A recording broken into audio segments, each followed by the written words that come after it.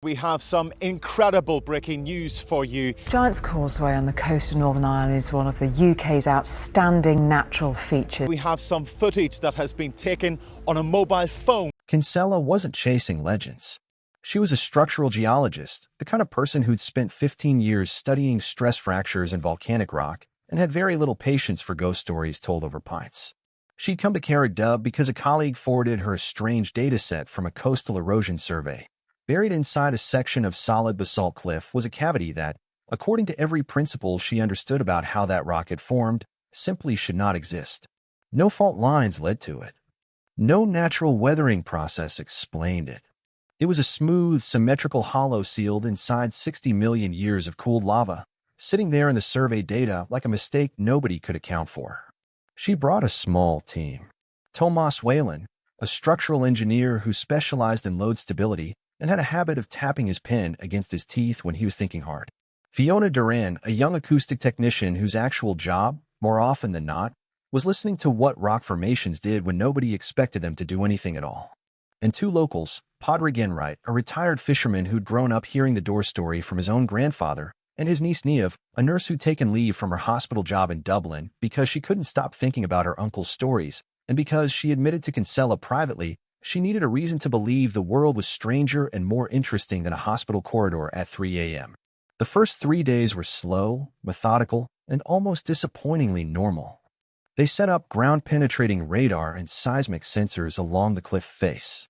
They cataloged the dimensions of the hollow space, 12 feet deep, 26 feet wide, its walls unnervingly smooth for something formed by cooling lava.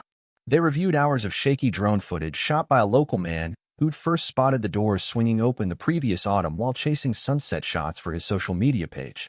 Nothing moved. Nothing changed. By the third evening, Kinsella had begun quietly composing, in her head, the dry academic paper she'd eventually write about an unusual volcanic void with no practical significance beyond mild geological curiosity. It happened at 2:47 in the morning. Fiona was on the night shift, half asleep in a folding chair with a thermos of cold tea gone bitter, when the seismograph needle jumped without any accompanying earthquake reading anywhere in the region. She grabbed the radio before she'd even fully processed what she was seeing. "Maeve, you need to see this. Now." The chamber was larger than any scan had suggested, as though the space itself expanded to accommodate the people now standing inside it, though Tomas would later insist, once he'd had time to calm down and reconsider, that this was simply the mind's poor sense of scale in total darkness. The walls were smooth, glassy in places, the way basalt looks when lava cools too quickly to form its usual hexagonal columns. Their headlamps caught faint striations along the ceiling, patterns that looked almost deliberate, almost carved, though nothing about the surrounding geology should have permitted carving of any kind. And then they saw the shapes.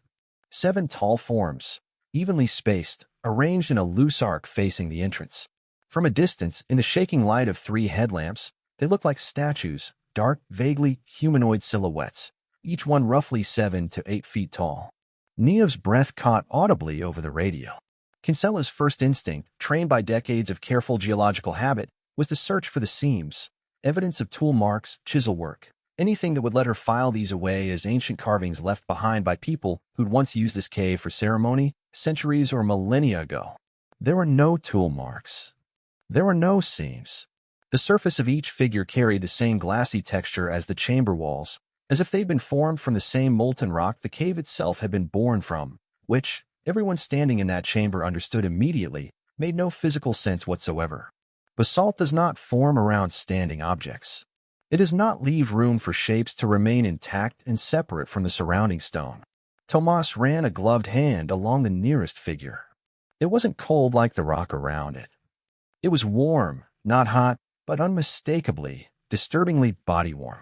It was Fiona, still outside monitoring the acoustic equipment, who heard it first, a low rhythmic pulse traveling through the rock itself, steady as a metronome, roughly 1 beat every 5 seconds.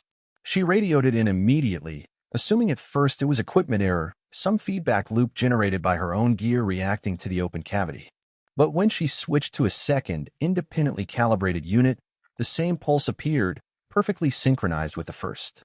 Inside the chamber, Niamh, the nurse among them, the one whose job for years had involved listening to bodies in distress, recognized the pattern before anyone said the word aloud.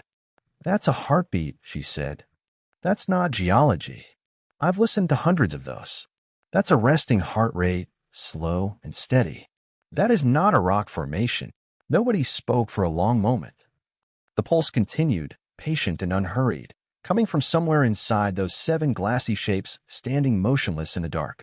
Kinsella, trying desperately to hold on to the last thread of her scientific composure, suggested it could be some kind of acoustic resonance, wave action against the outer cliff face, transmitted strangely through an unusual rock structure and amplified by the chamber's shape. It was a reasonable hypothesis. It was also, she admitted to herself, even as she said it aloud, not something she actually believed. They took photographs. They took measurements with hands that weren't entirely steady. Tomas tried to calculate on the spot how a structure this size could possibly have formed around 7 standing objects without a single visible support, brace, or seam. He couldn't make the numbers work with anything he understood about how volcanic rock behaved as it cooled. They didn't bring back a figure. They didn't bring back a fragment of the wall or a piece of whatever material the shapes were made from. What they brought back instead was 22 minutes of shaking handheld footage, a set of photographs that would later be picked apart pixel by strangers online who'd never set foot near that coastline, and an audio recording of a heartbeat with no identifiable biological source. Podrick, who had waited outside the entire time with a rope line coiled uselessly in his hands, said very little when the 3 of them finally emerged. He simply nodded, as though something he'd carried quietly since childhood had at last been confirmed, and he didn't seem particularly relieved by that confirmation. Niev couldn't sleep that night, or for several nights after. She told the others later that she kept replaying the moment the light thinned near the 7th figure, trying to decide whether she'd imagine the sensation that came with it, not fear exactly, but something closer to recognition. As though something ancient, patient, and aware had looked back at her, and had been waiting a very long time for someone to finally look back. Kinsella spent the following weeks trying to construct an explanation that didn't require abandoning everything she understood about how volcanic rock formed and cooled.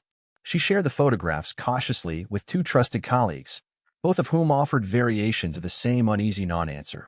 They didn't have an explanation, and they weren't entirely sure they wanted to keep looking for one. If you visited Cara Dub today, and remember, it's a fictional place built entirely for this story, you wouldn't hear anyone mention the cliff, the door, or the chamber. The younger fishermen might tell you, if you bought them a pint and asked the right way, that there's an old superstition about staying off that stretch of coast after dark. They'd say it with a laugh, the way people repeat stories they've never quite believed but have also never quite managed to dismiss. Podrick doesn't fish that stretch of water anymore. He says the currents changed after that autumn, though nobody else in the village claims to notice a difference. Niev eventually went back to her nursing job in Dublin, but she still calls Kinsella every few months, always asking the same quiet question, has anyone heard the pulse again? Has anything changed? They haven't gone back. Not because they lack the desire. Kinsella has admitted, more than once, that the scientist in her will never stop wanting to understand what those 7 figures actually are, what they might be waiting for, what happens when a heartbeat that has apparently been counting time since long before there were people to count it finally reaches whatever number it seems to be counting toward. But something about those 11 minutes inside the chamber convinced all 3 of them that returning wasn't a decision to make lightly, or alone, or without first understanding exactly what they might be waking up. A handful of people online eventually found fragments of the story, a blurry photo here, a second-hand account there, filtered through friends of friends until the details barely resembled what actually happened. Some dismissed it outright as an elaborate hoax, pointing out correctly that no verified footage had ever been made public. Others became convinced there was a cover-up, weaving elaborate theories involving government agencies that, as far as anyone in Cara Dub knows, were never actually involved in any capacity. Kinsella has never corrected either version. She's found, over time, that some stories are better left slightly blurred at the edges. There's a detail from that night that none of the 3 who entered the chamber like to discuss, even with each other. In the final minute before they climbed back out, as the door had already begun its slow return, Niev turned back toward the 7 figures one last time. She says, and this is the part Kinsella has never confirmed or denied when asked, that for just a moment, it looked as though one of the 7 had turned very slightly, as if tracking their movement toward the exit. It's impossible to verify. The footage from that final minute is shaky, poorly lit, and open to interpretation in exactly the way footage like that always is.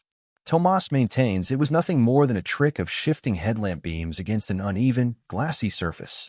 Kinsella, when asked directly, tends to change the subject, and Niev has stopped bringing it up at all, as though saying it aloud too many times might make it more true than she's ready for it to be. What none of them can explain away quite as easily is the timing.